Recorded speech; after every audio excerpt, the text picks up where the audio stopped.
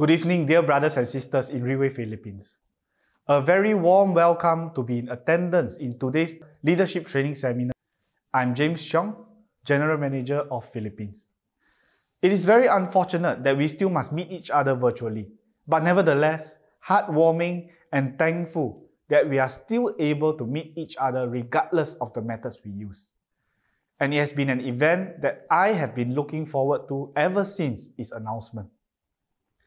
Over the course of these 2 days, Riway will hold a total of 7 different leadership training seminars, and yesterday, 3 different leadership training seminars were held in Singapore, Taiwan, and Indonesia at the same time.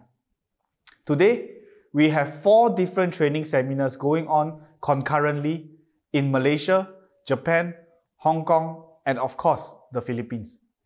Many of our leaders are gathered together in event halls within the regulation of different government agencies, and some gathering at home to participate in the training seminars.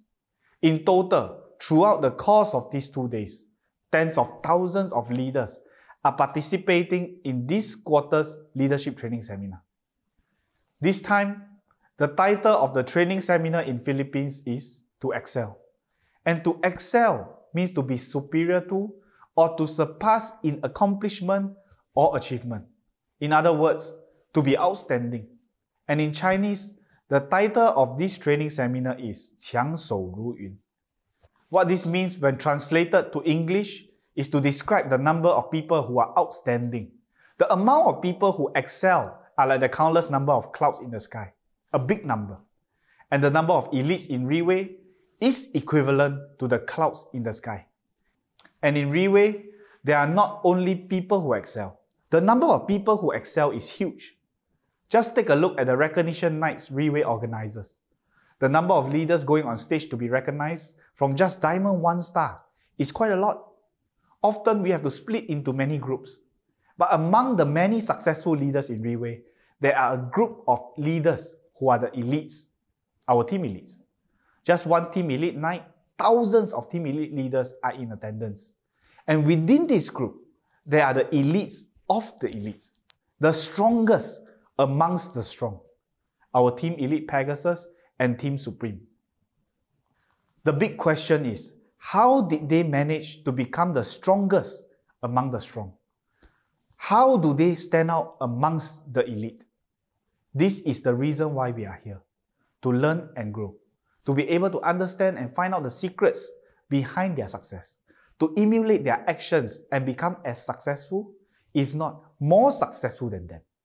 And for the past few months, I have been anticipating today's training seminar. I am equally as excited as you are.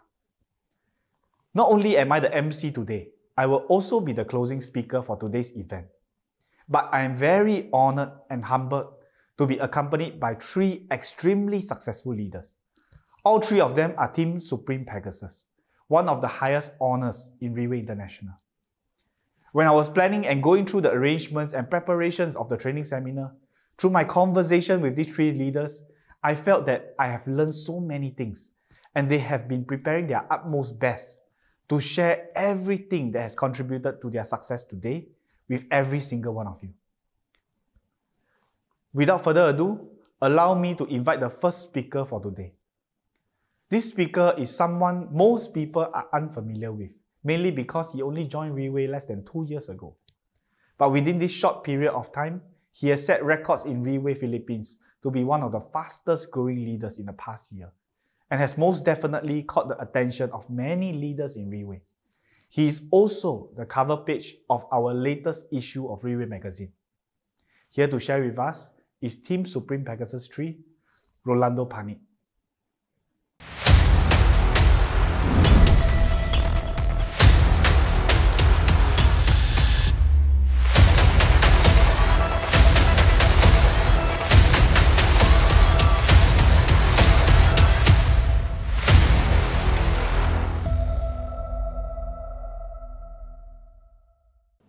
Thank you, Riway.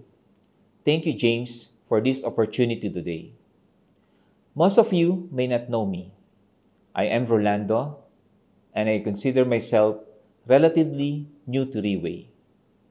I started my adventure in Riway in 2020, right around the time when COVID-19 was declared as a global pandemic. I am a OFW of more than 15 years here in Singapore, which can be considered an iron rice bowl as it has given me a feeling of security, that I can provide the needs of my family. In other words, I am contented, or I say complacent, with the situation that I was in.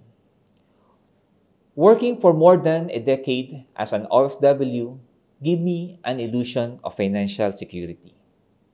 I was able to provide more than the basic needs of my family, which resulted me in believing that my profession was the key for my future financial stability. Considering that I have reached the peak of my career, I did not see any further growth. What came as a shock was when reality bites, the illusion of security all the crumbles down right in front of my very eyes, when several of my friends and people that I know lost their jobs, not because we are not good in what they did.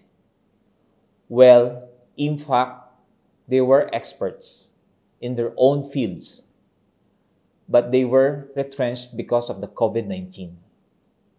They had been in the industry for as long as, if not longer than I have. I was thinking that it was just a matter of time. I might be next.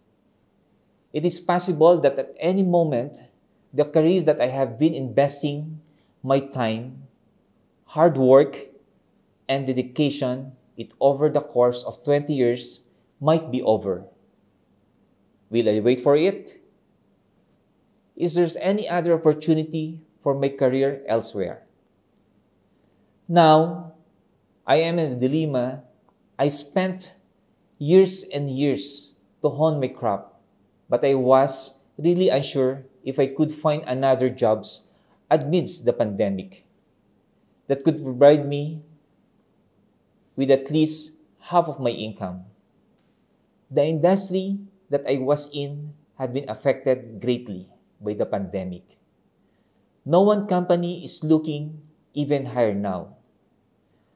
So I started to have this growing fear in me because I am in a situation that I cannot control. I don't have any control as whether I can retain my job or not. It left me feeling very vulnerable and uncertain about my future. It is the fear and anxiety of losing everything that I have put so much effort and hard work for. And if I lose my job at this moment, how can I continue to provide for my family? I didn't like where I am. Don't get me wrong. I love my job, but I didn't like that I was stuck and confined a single source of income. It is like a farmer who is growing vegetables but has no control over the weather. Every single day, he hopes for sunshine for his crops to grow. But every time he looks up in the sky, it is gloomy, unsure of when the downpour will happen, unable to control what happened next. But if I look at it from a different perspective, if I choose to look at it positively, in fact, it was an eye-opener for me. I need to start taking charge of what I can control. It made me realize that I need to open my eyes for opportunity beyond my profession. I took action and moved. I didn't only move, I did it fast. I had this sense of urgency in me.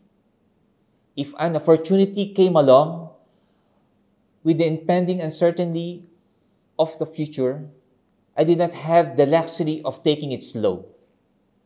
I didn't have the luxury of taking my time. So I made a choice to open my eyes to see other opportunity beyond my profession. I saw Riway.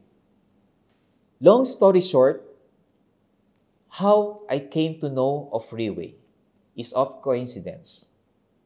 I met Jaden Nang on a flight from Philippines to Singapore. Being stuck on the plane with a leader of his caliber for 3 long hours. He had 3 hours to convince me, and the rest is his story.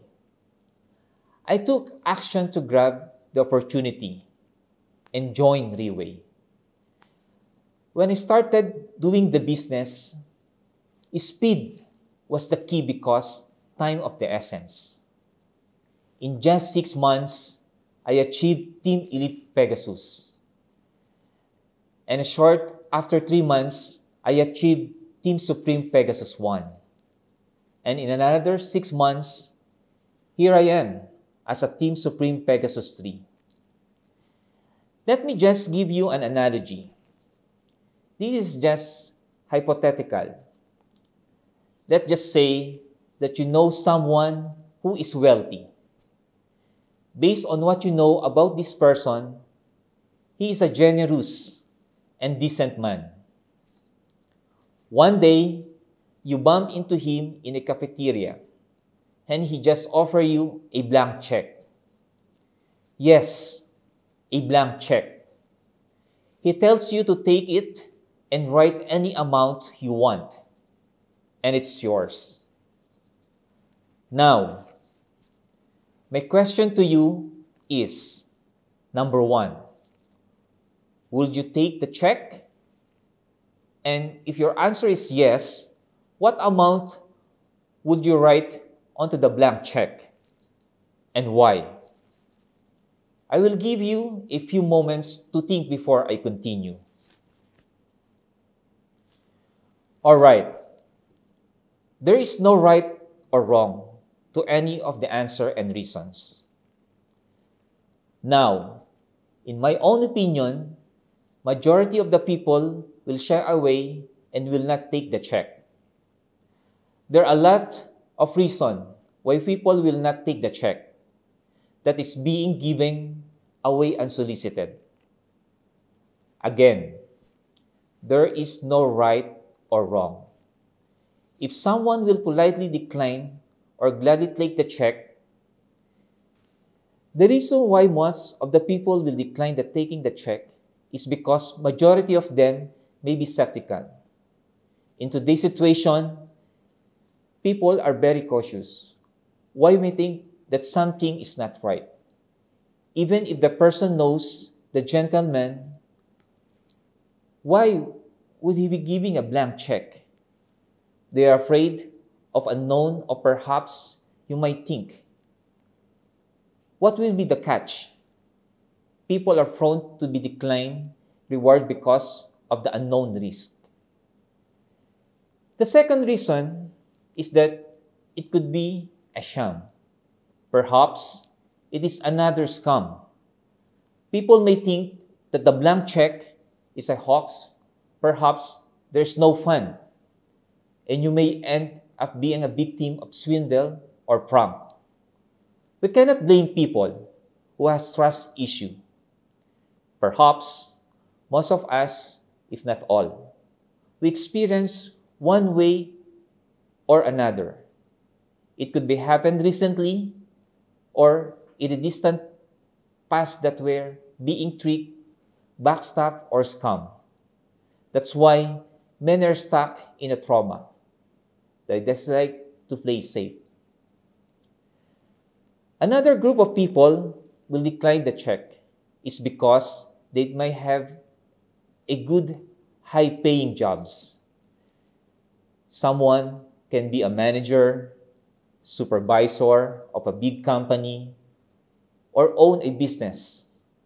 Or maybe they are professional like engineers, programmers, lawyers, or accountants. They decline to take the check because they are financially stable.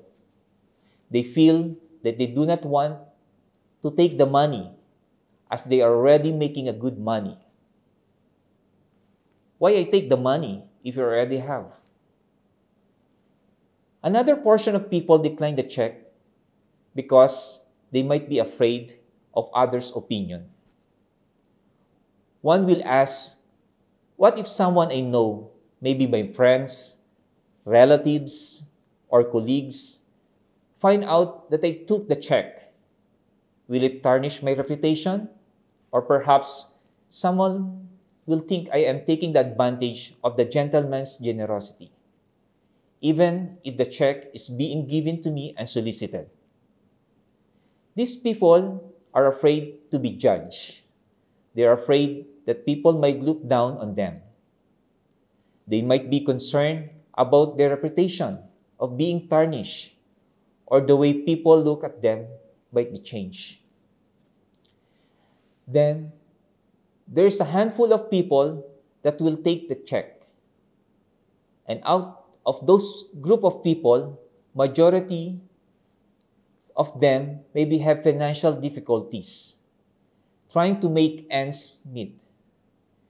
They will put on the exact amount they need, or possibly adding a little more as a buffer, just enough for them to be back on their feet, hoping a better opportunity will come along and wait for the luck to turn around.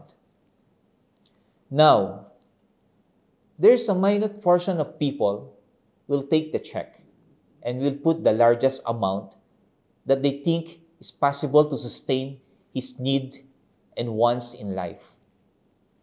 They do not care if they will be judged or not.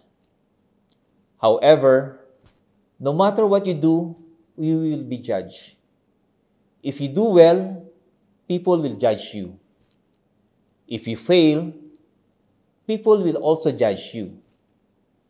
No matter what, you will be judged by society. People will judge you based on what you wear or what car you drive. No matter what you do, you cannot please everybody.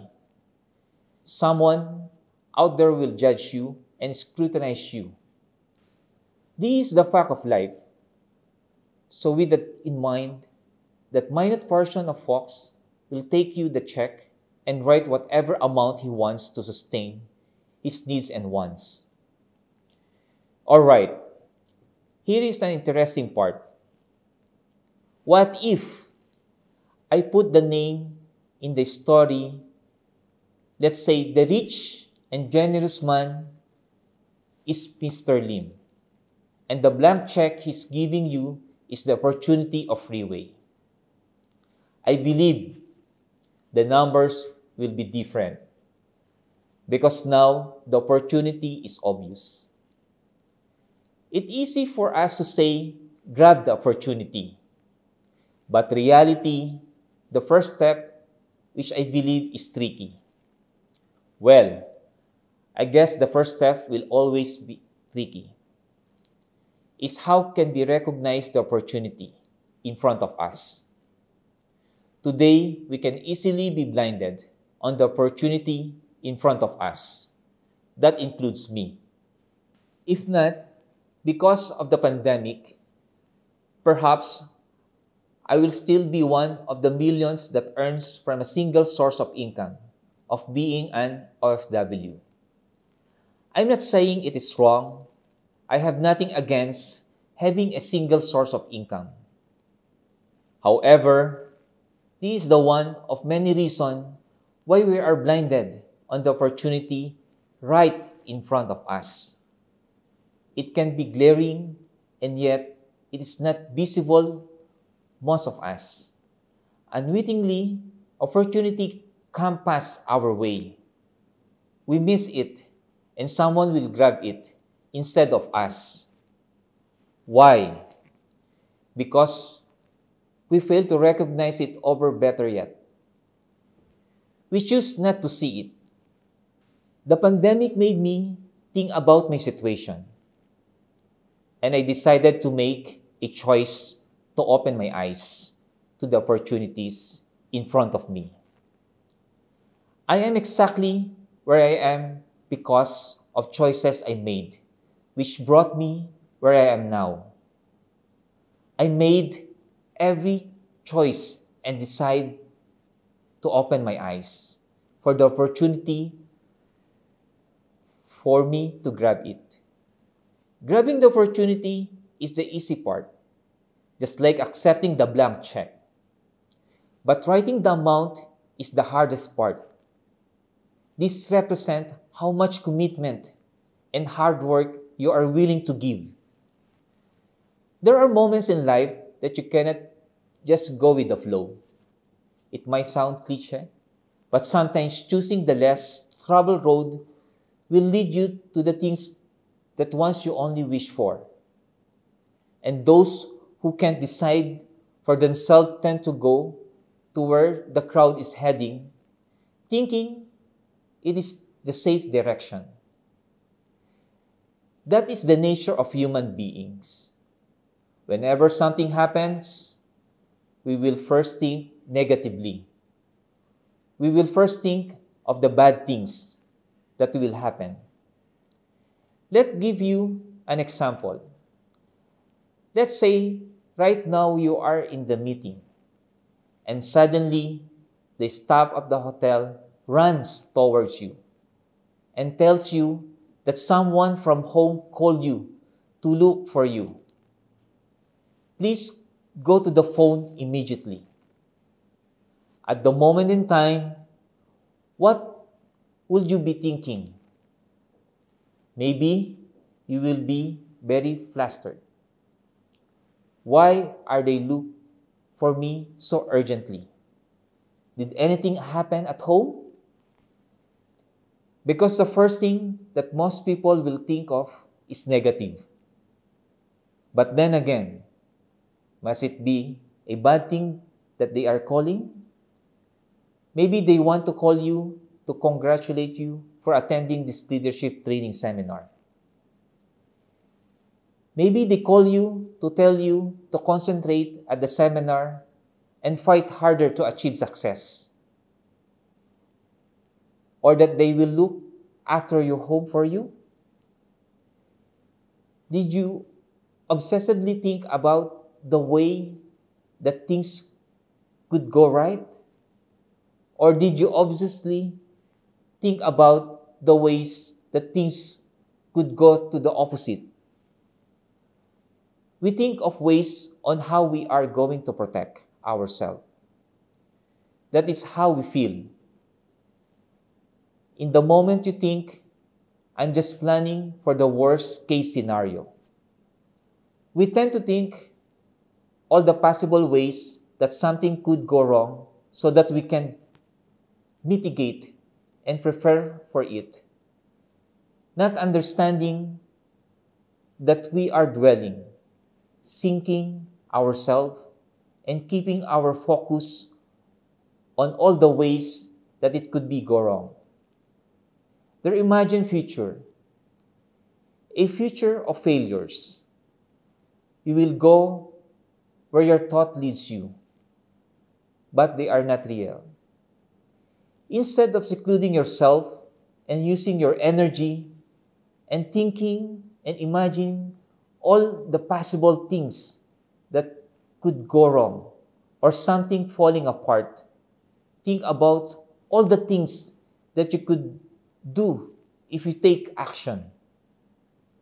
All the numerous ways that things could come to you and work out for the better. Focus on that and take action that you need to be successful. You can do that. It will take huge amount of hard work. It's not going to be easy. You will have to push yourself harder, more than anyone has ever pushed you to.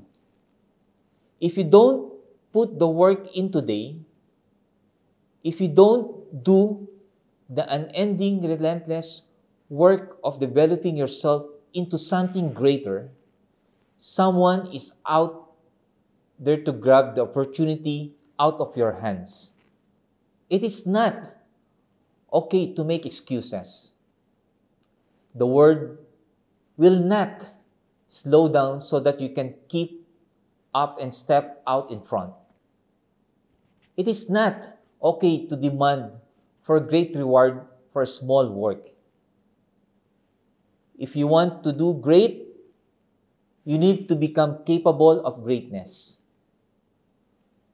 To become great on what you do, you need to be consistent.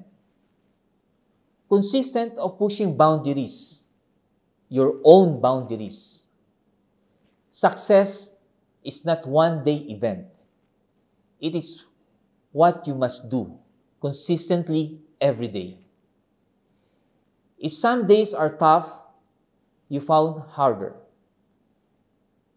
This, my friend, will lead you to where you want to be. Giving opportunity that is in front of you is not dependent solely on whether you grab it. It also depends on how fast you action.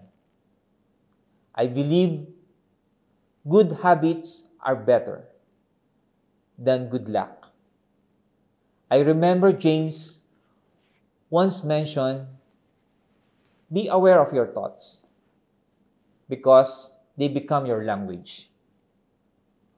What you think about will become what you say. If you think negatively, your words will also negative. Be aware of your language because they become your action. Be aware of your action because they become your habit. Be aware of your habit because it becomes your character. And your character decides your destiny. If you do not like your situation, make a choice. If you want to move fast, start by walking faster every single day. Don't walk slowly. Don't stroll. Act with a sense of urgency. Move with a sense of urgency. If you do not like what you feel, take action. Do something about it. Don't wait for something to happen because nothing will happen if you're grounded at the same spot. If you do not like where you are, move. Some may call it luck, but I call it decision. Some may call it destiny, but I call it choice. Some may call it triumph, but I call it dedication. Some may call it success, but I call it hard work. And now is the time to thrive. Now it's time to move. Now it's time to take action. If you do, then I will see you at the top. I am Team Supreme, Pegasus 3, Rolando PANIT. Thank you very much.